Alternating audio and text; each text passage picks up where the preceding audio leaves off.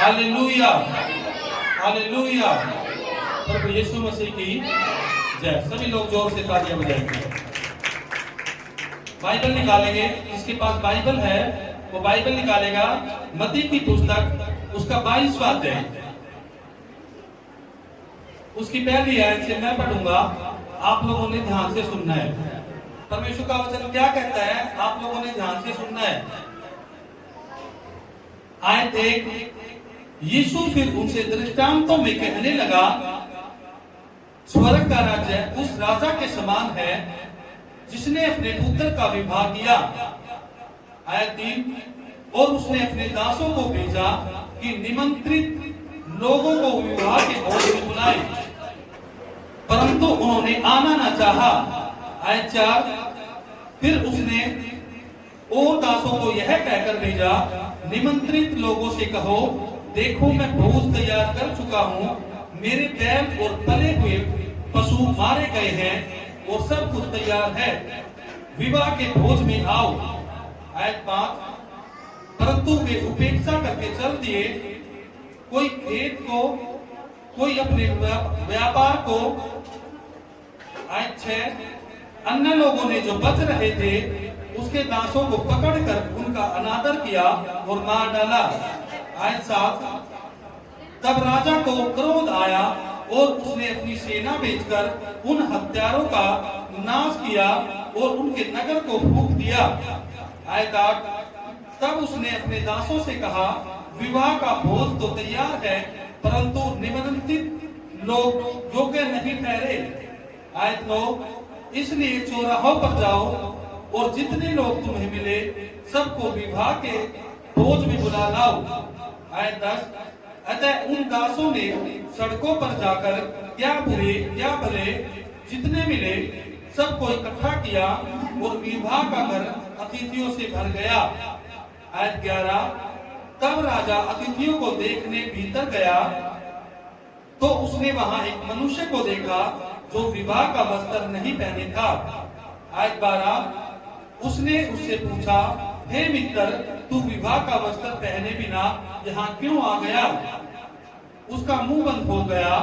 आयत 13, तब राजा ने सेवकों से कहा, इसके हाथ पांव बांधकर उसे बाहर अंधियारे में डाल दो, वहां रोना और दांत पीसना होगा। आयत 14, क्योंकि बुलाए हुए तो बहुत है, परंतु चुने हुए थोड़े हैं। सभी कहेंगे आमीन। Hallelujah, hallelujah. प्रभु यीशु मसीह की जय। इस पवित्र वचन की गहराई क्या है, आज मैं आपको बताऊंगा। जो राजा है, राजा के पुत्र का विवाह, पवित्र वचन में लिखा है, दृष्टांत बताया गया प्रभु यीशु ने कि जो राजा था उसके पुत्र का विवाह था। जो ये दृष्टांत परमेश्वर ने हमें दिया है, ये आत्मिक जीवन में हमें बहुत गहरी शिक्षा, बहुत गहरा सबक हमें सिखाता है। हमें आत्मिक जीवन में बहुत महत्वपूर्ण बातें आज इस वचन के द्वारा पता चलेगी।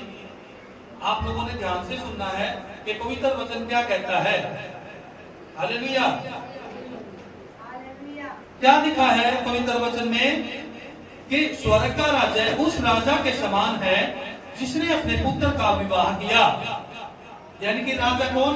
यहोवा परमेश्वर। और उसने अपने पुत्र यीशु मसीह के विवाह में, विवाह का जो भोज था उसके लिए लोगों को आमंत्रित किया। बहुत सारे लोगों को परमेश्वर ने बुलाया। ये पवित्र वचन हमें सिखाता है कि स्वर्ग का राज्य सिर्फ एक जाति के लिए या एक धर्म के लिए नहीं है। पवित्र वचन हमें सिखाता है स्वर्ग का राज्य उन सब के लिए है जो परमेश्वर के बुलावे को एक्सेप्ट करता है, यानी कि स्वीकार करता है। परमेश्वर ने अपने पुत्र का विवाह किया। उस विवाह के अंदर परमेश्वर सभी को बुलाता है, यानी कि जितने भी लोग हैं परमेश्वर अपने पुत्रों के द्वारा, अपने बच्चों के द्वारा लोगों को सुसमाचार के द्वारा बुलाता है। पवित्र वचन हमें शिक्षा देता है कि जितने भी लोग हैं सबके लिए परमेश्वर का वचन एक जैसा है। सभी को आमंत्रित करता परमेश्वर, सभी को अपने पास बुलाता है। किसी एक जाति के लिए, किसी एक धर्म के लिए परमेश्वर का राज्य नहीं है। पवित्र वचन बताता है कि जो राज्य है वो किसके लिए है?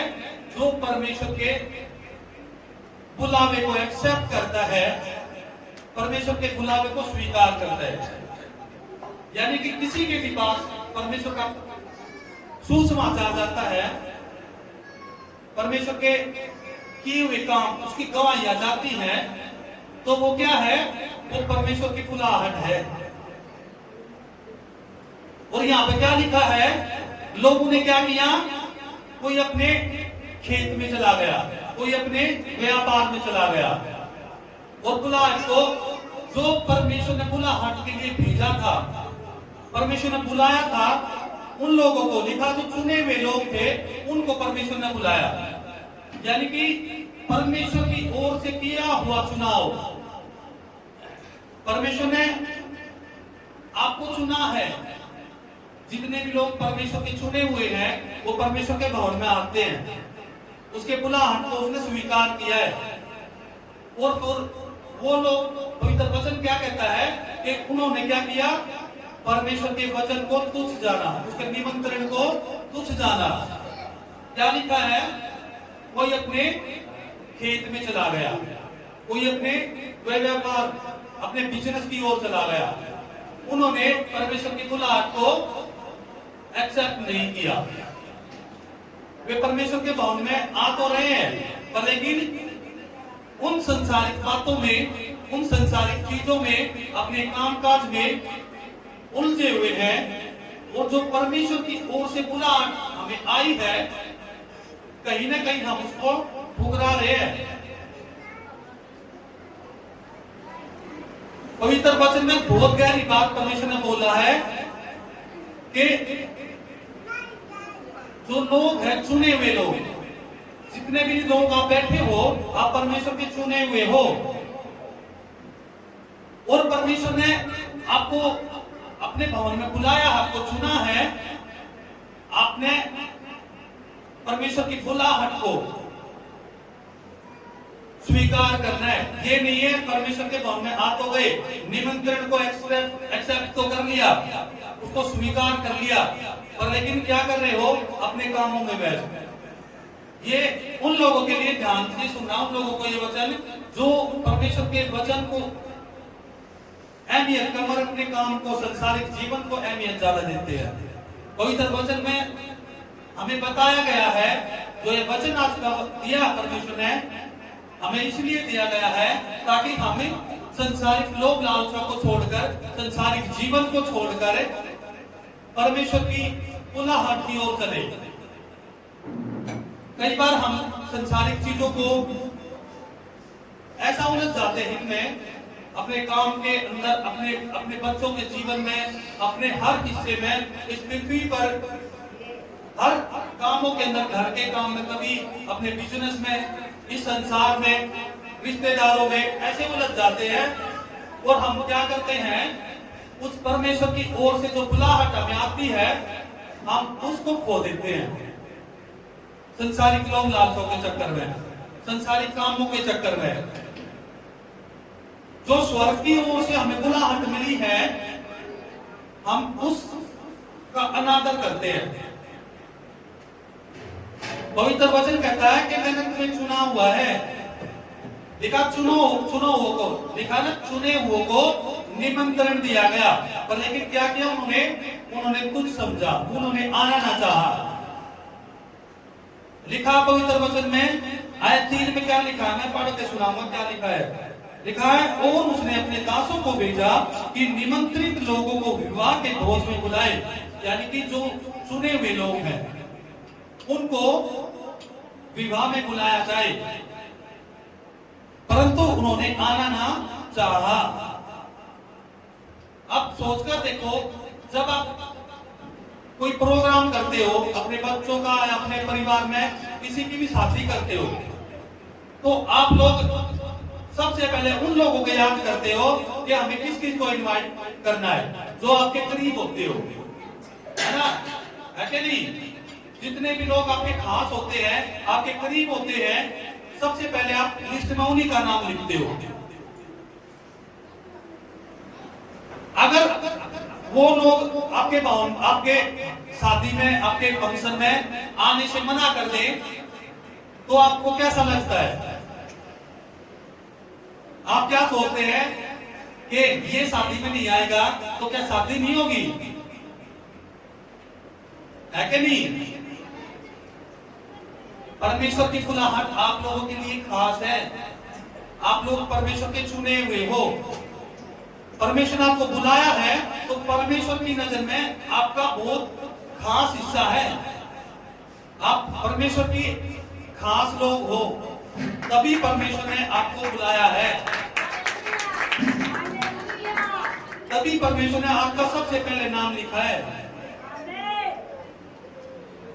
क्योंकि लिस्ट में सबसे पहला उसी का नाम आता है जो उसके दिल के करीब होता है।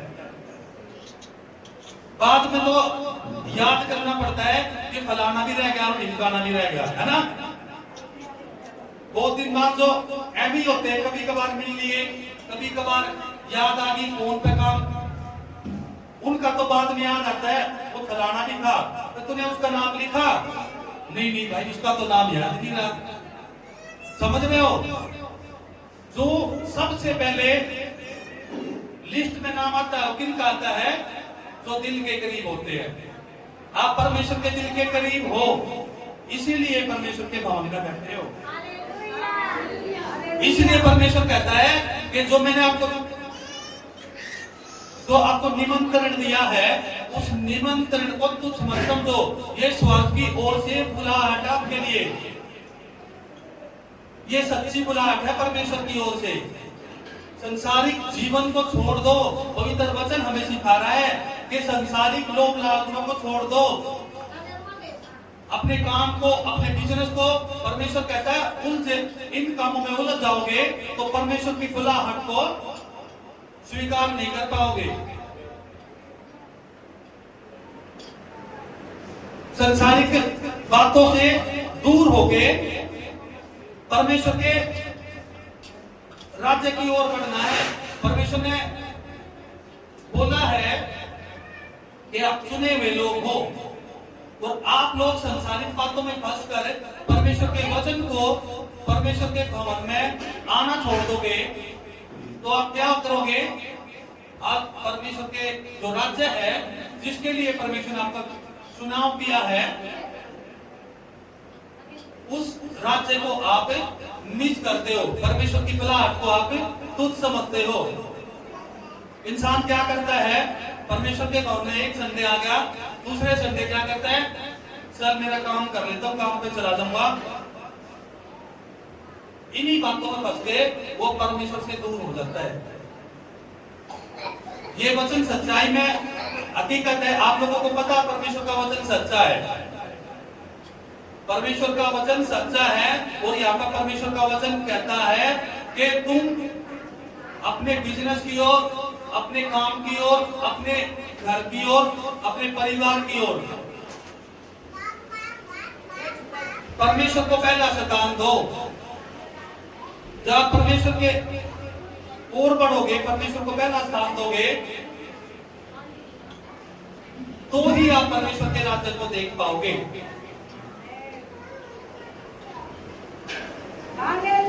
हालेलुया। पवित्र वचन में क्या लिखा है कि परमेश्वर ने सभी लोगों को सुसमाचार सुनाया है। परमेश्वर के लोगों ने सबको सुसमाचार सुनाया है, और सभी लोगों ने, बहुत सारे लोगों ने परमेश्वर का जो प्रचार है वो एक्सेप्ट किया है, और बहुत सारे लोगों ने एक्सेप्ट नहीं किया है।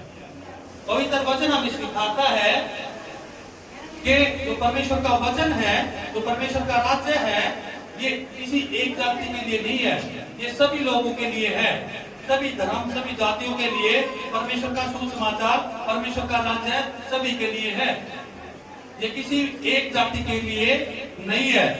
परमेश्वर ने अपना, ये पवित्र वचन हमें सिखाता है कि परमेश्वर अपने लोगों को जो फंसे हुए हैं, जो दुखों में हैं, उनकी ओर अपना पवित्र वचन सुसमाचार भेजता है, ताकि जो लोग बुरे और भले हैं, पवित्र वचन में लिखा है ना कि जितने भी बुरे और भले लोग हैं, परमेश्वर ने उन सभी के पास क्या किया?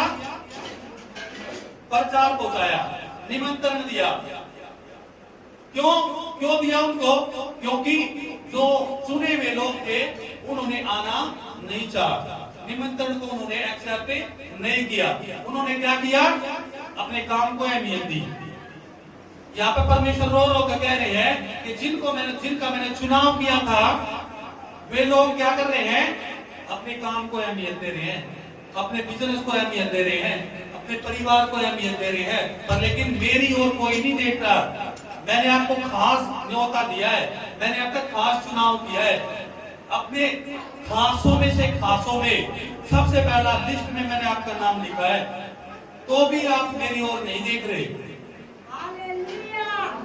तो भी क्या कर रहे हैं? परमेश्वर का वचन कहता है कि तुम लोग अपने काम को ध्यान दे रहे हो, अपने काम की ओर ध्यान दे रहे हो। काम की ओर छोड़कर परमेश्वर की ओर ध्यान दो।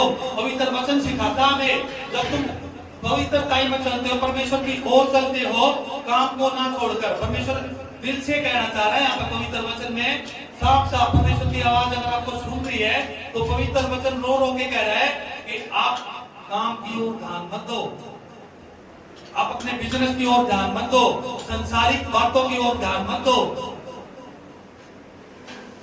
अगर आप परमेश्वर से प्यार करते हो तो परमेश्वर की आवाज आपको सुनाई देगी इसी समय। परमेश्वर आपको रो रो के कह रहा है कि बेटा तू मुझे सदान दे, तुझे काम करने की भी जरूरत नहीं पड़ेगी। तेरे मांगने से पहले मैं जानता हूं तुझे किस चीज की आवश्यकता है। तेरी हर जरूरतों को पूरा करना मेरी जिम्मेवारी है। तू अपना सारा बोझ, सारी मुसीबतें मेरे ऊपर डाल दे, मैं तुझे सुकून की नींद दूंगा। यहाँ पे चीख चीख के परमेश्वर का वचन कह रहा है कि बेटा तुम छोड़ दो, तुम परमेश्वर की ओर ध्यान दो। परमेश्वर का वचन कहता है कि तुम मेरे धर्म और राज्य की खोज कर, तुझे मांगने वाला नहीं तुझे देने वाला बना दूंगा मैं। फिर भी लोग, जितने भी परमेश्वर के चुने हुए लोग हैं, वो क्या कर रहे हैं? परमेश्वर को निराश कर रहे हैं, परमेश्वर को दुख दे रहे हैं। यहाँ पे क्या कह रहा है परमेश्वर का वचन है? परमेश्वर जैसे रो के कह रहा है कि तुम लोग मेरा निरादर कर रहे हो, तुम लोग मुझे निराश कर रहे हो, तुम लोग क्या कर रहे हो? मैंने आपको दिल से बुलाया है, लेकिन आपने मेरे ही दिल पर तीर चलाया है। कैसे चलाया है? परमेश्वर ने आप लोगों को इतनी अहमियत दी, अपना बेटा बनाया, अपनी बेटियां बनाई, फिर भी आप परमेश्वर को अपना पिता स्वीकार नहीं कर रहे। फिर भी आप अपने काम की ओर, अपने बच्चों की ओर, परमेश्वर का वचन चीख चीख के कह रहा है बेटा पहला स्थान परमेश्वर को दो। और फिर भी इंसान क्या करते हैं? परमेश्वर का वचन कहता है कि तू काम को छोड़ दे, तू परमेश्वर के भवन में आ। मैं भी आपको बार बार बताता हूं, पवित्र वचन की ओर देखो। समझ आ रही है आप लोगों को? कितने लोगों को समझ आ रही है? हाथों को उठाएंगे। मैं अगले हफ्ते पूछूंगा ये वचन किसी को भी खड़ा करके कि पिछले हफ्ते मैंने क्या सुनाया था। पवित्र वचन हमें साफ बता रहे हैं कि आप लोग ये मत बोलो कि मेरा काम, मेरे बर्तन रह गए, आज मैंने बर्तन मांजने हैं, आज मैंने कपड़े धोने हैं, संडे को एक दिन मिलता है मुझे, मैं अपना काम करूंगी, या मैंने अपनी रिश्तेदारी में जाना है, या मैंने अपने खेत में जाना है, या मैंने अपने वो काम लिया मैंने, उस काम को निपटाने जाना है। पवित्र वचन कह रहा है कि वो लोग क्या करते हैं, परमेश्वर को जो निमंत्रण है उसको ठुकराते हैं। परमेश्वर का वचन कहता है कि जिसको मैंने निमंत्रण के लिए भेजा, जो निमंत्रित लोग थे, यानी कि कौन, चुने हुए लोग, उन्होंने क्या किया, आना ना चाहा, यानी कि परमेश्वर का जो निमंत्रण था उसको क्या किया, अस्वीकार कर दिया। पवित्र वचन साफ साफ कह रहा है वे लोग क्या करते हैं, परमेश्वर के निमंत्रण को अस्वीकार करते हैं, जो लोग अपने कामों में फंसे रहते हैं। है कि नहीं? पवित्र वचन में लिखा है कि नहीं? लिखा है निमंत्रित लोग जिन्होंने आना ना चाहा, उन्होंने क्या किया, परमेश्वर के निमंत्रण को अस्वीकार किया। कैसे? अपने कामों में, उलझनों में, अपने कामों में फंस के, अपने बिजनेस में फंस के, और जो परमेश्वर की ओर से बुलाहट थी, हम क्या करते हैं संसारिक जीवन में फंस के, जो परमेश्वर की ओर से जो निमंत्रण आता है, इस स्वर्ग का निमंत्रण, अनंत जीवन का निमंत्रण, हम इन कामों के चक्कर में क्या करते हैं, उस स्वर्ग के राज्य का निमंत्रण जो परमेश्वर हमें देता है उसको ठुकरा देते हैं। समझ आ रही है आप लोगों को? आप क्या क्या खोते हो? कितना कितना गहरा शब्द आपको बोला मैंने। आप किस चीज को खोते हो? आप परमेश्वर के अनंत जीवन को खोते हो।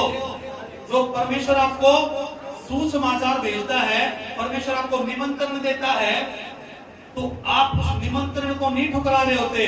आप किसको ठुकराते हो? आप अनंत जीवन को ठुकराते हो। आप इस संसारिक लोभ लालचों में फंस के क्या करते हो? आप परमेश्वर से दूर जाते हो। परमेश्वर कहता है तू इन्हीं कामों में फंसा रही हो, फिर तू काम ही करता रही हो, फिर तू क्या कर रहा है? अनंत जीवन को खो रहा है। स्वर्ग का राज्य तभी देख पाएगा जब तू इन कामों को छोड़कर परमेश्वर के निमंत्रण की ओर ध्यान देगा, उसको स्वीकार करेगा। वही लोग परमेश्वर के राज्य को देख पाएंगे जो लोग परमेश्वर के निमंत्रण को स्वीकार करेंगे। हालेलुया। सभी जातियों के लिए परमेश्वर ने सुसमाचार तैयार किया है, ताकि जितने भी उलझनों में है, दुखों में है, जितने भी भले और बुरे हैं, परमेश्वर ने सबकी ओर अपना सुसमाचार दिया, यानी कि अपना निमंत्रण दिया। ये क्यों किया परमेश्वर ने? क्योंकि चुने हुए लोगों ने परमेश्वर के निमंत्रण को ठुकरा दिया। तो परमेश्वर ने क्या किया? हर एक लोगों को, हर एक जाति के लोगों को, हर एक इंसान को, हर एक बुरे को, हर एक भले लोगों को निमंत्रण दिया, ताकि ये लोग भी आके परमेश्वर के राज्य को देख पाए, ये पश्चाताप करे और परमेश्वर क्या करे? इनके ऊपर दया करे। हालेलुया। इसीलिए परमेश्वर ने क्या किया? लोगों को प्रचार किया, निमंत्रण दिया कि तुम भी लोग आओ, ताकि तुम्हारे ऊपर भी दया की जाए। आप लोगों ने परमेश्वर के वचन को, परमेश्वर के निमंत्रण को एक्सेप्ट तो कर लिया, पर लेकिन जो हर संडे चर्च में आते हैं उन्होंने स्वीकार किया परमेश्वर के निमंत्रण को। पर लेकिन जो एक संडे आगे, 3 संडे, 4 संडे छुट्टी, 4 हफ्ते बाद, 3 हफ्ते बाद, 2 हफ्ते बाद आए तो आए, नहीं तो नहीं। परमेश्वर कह रहा है उन लोगों को समझने की जरूरत है। वो लोग क्या कर रहे हैं? परमेश्वर के निमंत्रण को ठुकरा रहे हैं। और परमेश्वर का निमंत्रण क्या है? प्रभु यीशु के साथ आनंद मनाना, खुशियां मनाना, यानी कि उस अनंत जीवन में हम परमेश्वर के साथ महिमा करने के लिए, वो भोज खाने के लिए जो परमेश्वर के द्वारा तैयार किया गया है, यानी कि उस अनंत जीवन का भोज परमेश्वर ने प्रभु यीशु को तैयार किया, उसको क्रूस पर हम लोगों के लिए बलिदान किया। परमेश्वर कहते हैं कि बछड़े और बलिया सब तैयार, हमने सब कुछ करके भोज तैयार किया हुआ है, अनंत जीवन तैयार किया हुआ है। बस क्या करना है? मैंने आप लोगों को निमंत्रण दिया है, उस निमंत्रण को आपने स्वीकार करना है, उस बुलाहट को आपने स्वीकार करना है और पवित्र वचन के अनुसार परमेश्वर की ओर आना है। अगर आप पवित्र वचन बताता है, अगर आप संसारिक बातों में फंस के काम की ओर ध्यान देते हो, अपने घर की ओर ध्यान देते हो, या सोचते हैं कि आज की छुट्टी हमें मिलती है संडे को, और संडे को हम क्या करें, अपने घर का काम निपटा देते हैं, वो परमेश्वर के क्या करते हैं, वो परमेश्वर की बुलाहट को अस्वीकार करते हैं। परमेश्वर जहां आपको बुलाना चाहता है अनंत जीवन के लिए, तो क्या करते हो, उस अनंत जीवन को ठुकराते हो आप लोग। जब आप काम की ओर, संसारिक जीवन की ओर ध्यान देते हो, ये बहुत गहरी शिक्षा है, बहुत गहरा सबक परमेश्वर ने हमें दिया है पवित्र वचन के द्वारा। समझ रहे हैं आप लोग, ये आत्मिक जीवन का वो हिस्सा है जो परमेश्वर आपको बताना चाहता है। ये अनंत जीवन का वो हिस्सा है जहां से आपको आपका जीवन तय करेगा कि आप करना क्या चाहते हो, आपको जाना कहाँ है, आप अनंत जीवन में जा पाओगे या इन संसारी लोग लालसा में फंसे रहोगे। पवित्र वचन साफ साफ हमें कह रहा है कि मैंने तुम्हें निमंत्रण दिया है, मैंने तुम्हें न्योता दिया है प्रभु यीशु के भोज के लिए, उस अनंत जीवन के लिए जो परमेश्वर ने तैयार किया हुआ है। इसलिए आप लोगों ने तैयार रहना है कि हमने परमेश्वर के भोज को परमेश्वर के साथ खाना है। हम उस अनंत जीवन में जाना चाहते हैं जो अनंत जीवन परमेश्वर ने हमारे लिए तय किया है। हालेलुया। प्रभु यीशु ने हमारे लिए बहुत कुछ किया है और वो करना भी चाहता है। वो चाहता है कि हम उसके साथ अनंत जीवन पाए। इसलिए परमेश्वर हमें बुलाहट देता है। हम हर बार क्या करते हैं, परमेश्वर की बुलाहट को क्या करते हैं, ठुकरा देते हैं। इसलिए उस संसार के लोग लालसा में फंस के, संसारिक कामों में फंस के, आप लोगों ने समझना है। ये पवित्र वचन आपको ऐसे ही दिया गया है। आप लोगों को बहुत गहरी शिक्षा देता है पवित्र वचन। आप जब परमेश्वर की बातों को ना समझ कर आप अपने कामों में उलझते हो तो क्या करते हो, परमेश्वर की बुलाहट को ठुकराते हो। हालेलुया। अब क्या लिखा है, आयत 11 में लिखा है, जब राजा अतिथियों को देखने भीतर गया तो उसने वहां एक मनुष्य को देखा जो विवाह का वस्त्र पहने था। उसने उससे पूछा, हे मित्र, तू विवाह का वस्त्र पहने बिना यहाँ क्यों आ गया? उसका मुंह बंद हो गया। हालेलुया। विवाह का जो वस्त्र है, पवित्र वचन हमें क्या सिखाता है, जो विवाह के वस्त्र है, यानी कि क्या है इसका मतलब है कि तैयारी की जरूरत है। हमें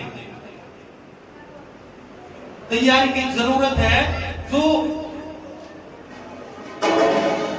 जो वस्त्र है, जो परमेश्वर ने बुलाया था, उसको निमंत्रण दिया था, तो उसने क्या किया, उसने परमेश्वर का निमंत्रण को स्वीकार कर लिया, पर लेकिन वो वस्त्र धारण नहीं किए जो परमेश्वर चाहता था। बहुत सारे लोग क्या करते हैं, परमेश्वर की बुलाहट को स्वीकार तो कर लेते हैं, परमेश्वर ने जो निमंत्रण दिया है उसको स्वीकार तो करते हैं, पर लेकिन क्या करते हैं,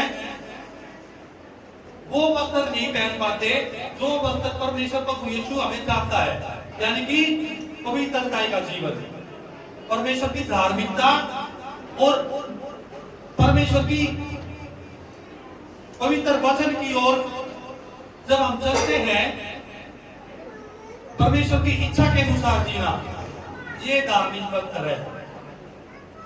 हालेलुया।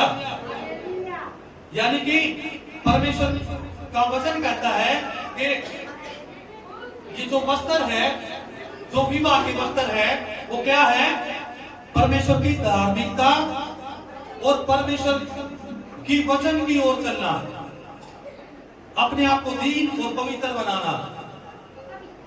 यानी कि जो लोग निमंत्रण को स्वीकार तो कर लेते हैं, यहाँ पे लिखा पवित्र वचन में कि निमंत्रण को उसने स्वीकार कर लिया, वो आ भी गया भोज के, शादी में आ भी गया, पर लेकिन क्या हुआ,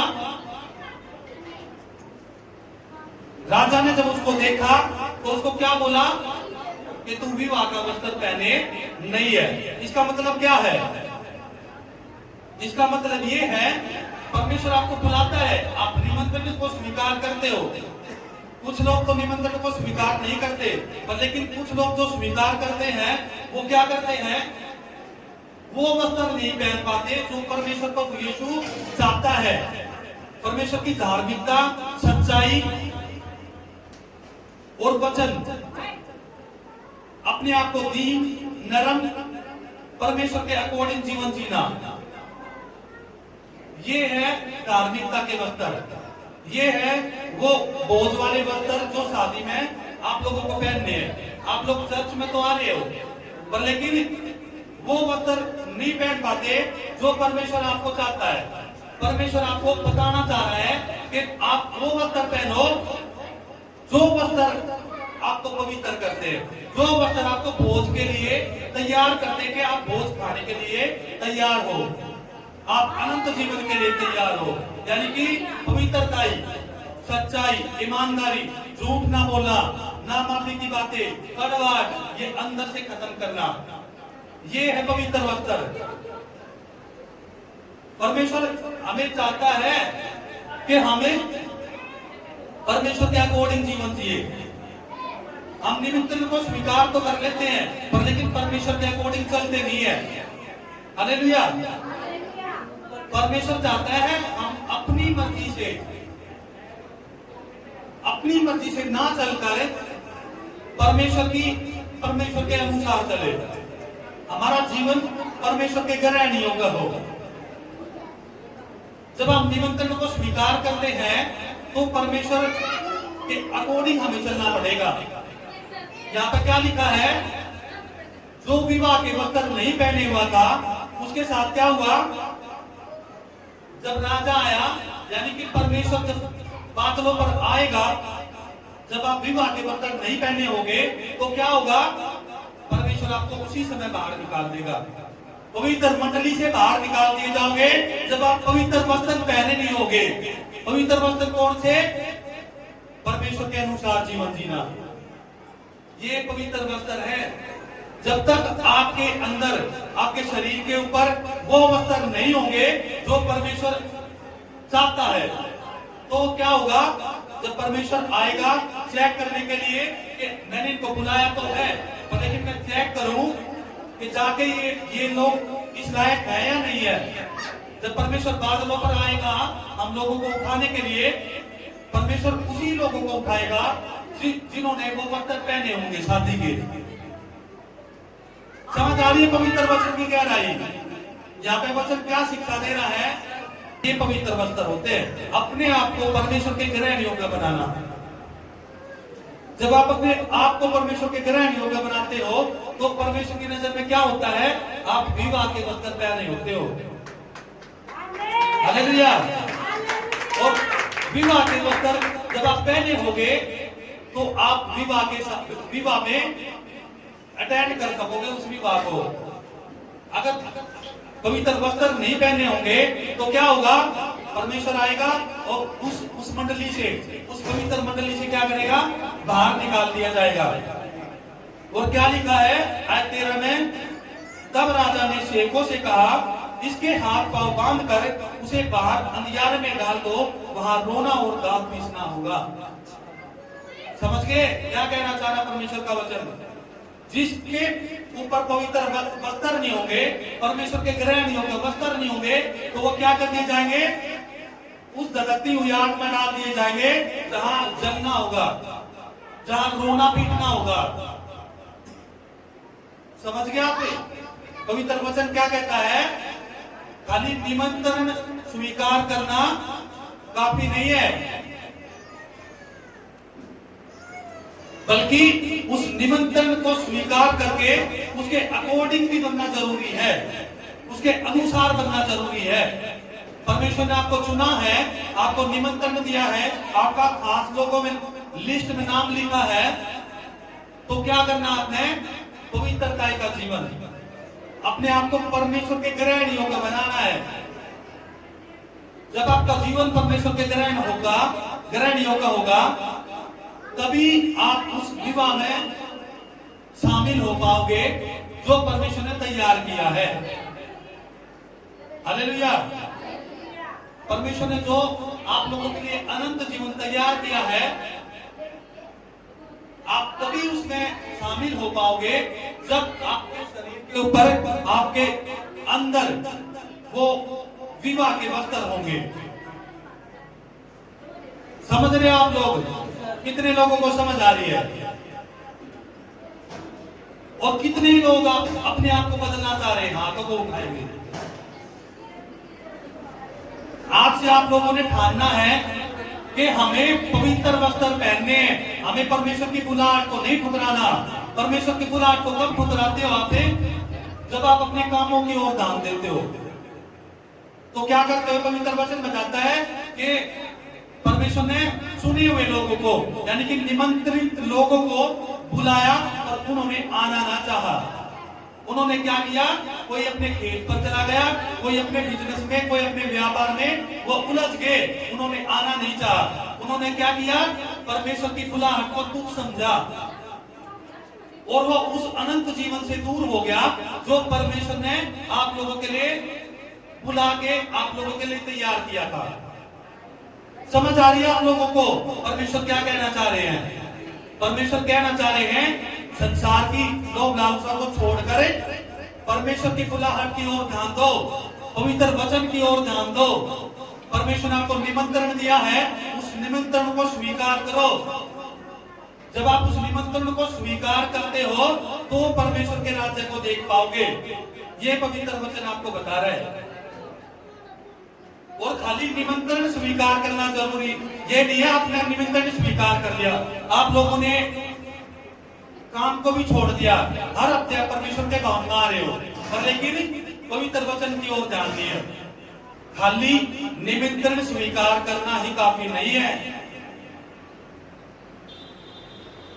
उस निमंत्रण के योग्य बनना भी जरूरी है। जब आप उस निमंत्रण के योग्य बनोगे तभी आप परमेश्वर के ग्रहण योग्य अपने आप को बना पाओगे। अपने अंदर पवित्रता, अपने अंदर वो लेकर आने हैं जो परमेश्वर प्रभु यीशु ने इस पृथ्वी के ऊपर आकर जीवन जिया। प्रभु यीशु ने किसी को भी उल्टा जवाब नहीं दिया था, कभी परमेश्वर के मुख से झूठ नहीं निकला था। अरे यहाँ एक छोटी सी बात हुई ना, थोड़ा सा कुछ भी ऐसा हुआ ना, कितनी सारी झूठ, इतनी झूठ बोल देते हैं जिस बात पर कुछ उसको फायदा भी नहीं होगा। किसी से पूछ लिया गया चर्च में लेट क्यों आया, बहुत सारे बातें तैयार करके लेकर आता है, मुझे ये बोलना है, मुझे वो बोलना है। आप पवित्र वस्त्र नहीं पहन रहे होते, वो विवाह के वस्त्र नहीं है, बाहर निकाल दिए जाओगे जब परमेश्वर के ग्रहण नहीं होगा, जीवन नहीं होगा। परमेश्वर के मुख से कभी झूठ नहीं निकला, अब यीशु ने किसी को पलट के जवाब नहीं दिया। परमेश्वर ने हमेशा लोगों की मदद करी, किसी को भी प्रभु यीशु ने लूटने की कोशिश नहीं की, हर एक बंदे की परमेश्वर ने मदद की, हर किसी के दुख में साथ खड़ा हुआ परमेश्वर।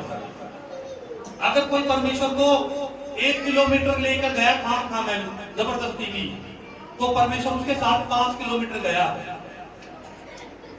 समझ रहे हो आप लोग? परमेश्वर चाहता है जैसा मैंने जीवन जिया है वैसा जीवन आप लोगों का भी हो। तभी आप विवाह के वस्त्र में संपूर्ण रीति से चल पाओगे। अगर आपके जीवन में वही झूठ है, वही लूटपाट है, वही चुगली है, इधर की सुन के उधर कर दिया, उधर की सुन के उधर कर दिया, काम की ओर ध्यान देना, वचन को सुना तो सुना, नहीं तो कोई मतलब ही नहीं। वचन की ओर ध्यान देना जरूरी है। ये नहीं है अगले हफ्ते जब मैं पूछूं आप लोगों से किस किस को वचन याद है, एक बंदा ये नहीं होना चाहिए जिसका हाथ ना उठे। सभी लोगों का हाथ उठना चाहिए। जितने लोगों का हाथ उठेगा सोच लेना उसका जीवन परमेश्वर के ग्रहणियों का हो चुका है। अगर वही हाथ नीचे रहा तो सोच लेना आपका अपने विवाह के वस्त्र नहीं पहनने के।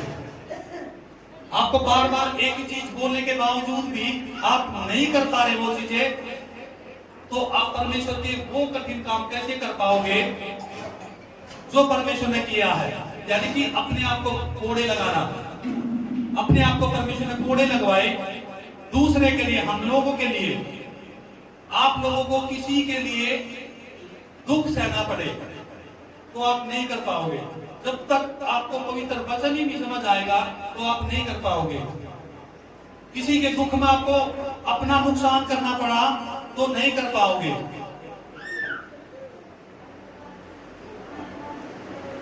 अगर आप लोगों का नुकसान भी हो रहा हो किसी को आत्मिक जीवन में लेकर आने के लिए, तो आप लोगों ने वो देखना नहीं है। आप परमेश्वर की तरह बनो। जैसे परमेश्वर पवित्र है वैसे आप लोगों को भी पवित्र बनना है। अपना जीवन परमेश्वर के ग्रहणियों में बनाना है। हालेलुया। आगे क्या लिखा है आयत 14 में, क्योंकि बुलाए हुए तो बहुत है परंतु चुने हुए थोड़े हैं। सभी कहेंगे आमीन। हालेलुया। पवित्र वचन क्या कह रहा है? निमंत्रण तो सारी दुनिया को दिया गया है, लेकिन स्वर्ग के राज्य में कौन पहुंच पाएगा?